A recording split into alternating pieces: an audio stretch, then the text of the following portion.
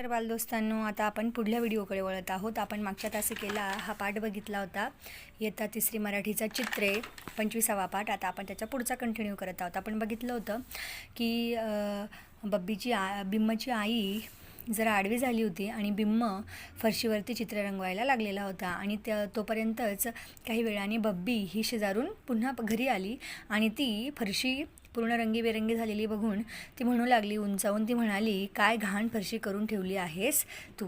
बघा आता पुढे. बिम्मने तिच्याकडे रागाने पाहिले. तो चित्राकडे वळला. त्या चित्रात काड्यांप्रमाणे उंच पाय असलेली, बघा, काड्यांप्रमाणे उंच पाय असलेली रुंद स्कर्ट घातलेली एक मुलगी होती व डोक्यातून बाण गेल्याप्रमाणे तिच्या लहान वेण्या दोन्ही बाजूंना ताठ होत्या. तिच्या हातात दप्तर होते. बघा, दोघं वेण्या ताठ आहेत बाण गेल्यासारख्या. आणि हातामध्ये काय आहे पकडलेलं दप्तर. त्याने चित्र काढले बिम्मने.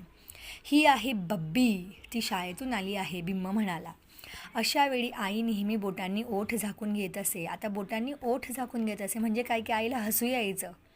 ते चित्र बघून आईला साहजिकच हसू येत होतं, पण आईने आधीच सुरुवातीला गिजबिज म्हटलेलं होतं आणि त्यामुळे तो नाराज झाला होता. मग आईला आपल्या लहानग्याला नाराज करायचं नव्हतं. मग ती हसते, नाही तर त्याला असं वाटलं असतं की आई माझ्या चित्रांना हसते, म्हणून मग आई गुपचूप बोटांनी ते ओठ झाकून घेत असे. बघा, ती म्हणाली, पण तिच्या पायावर काय आहे ते.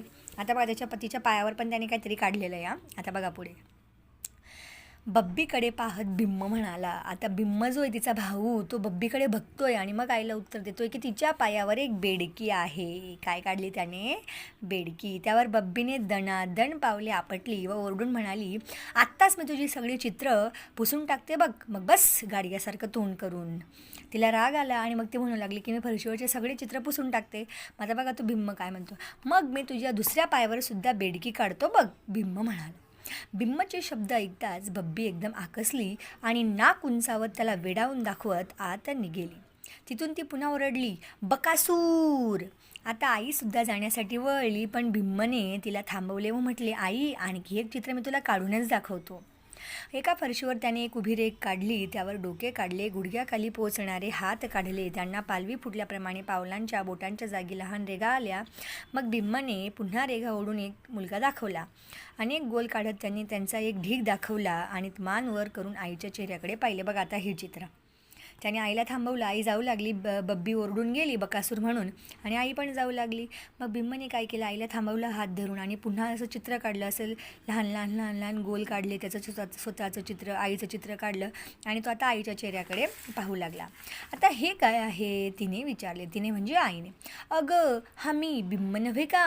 आणि ती तू आई आहेस. तू ढीगभर लाडू केले आहेस आणि तू बिम्मला एक नव्हे 2 लहान लहान लाडू देत आहेस, बिम्मने समजावून सांगितले.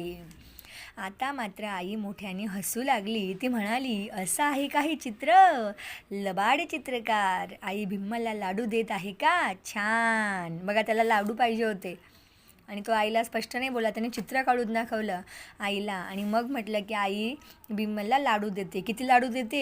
1 नाही तर 2 लाडू देते. मग तिने डबा उघडला आणि बिम्मला 2 लहान लाडू दिले.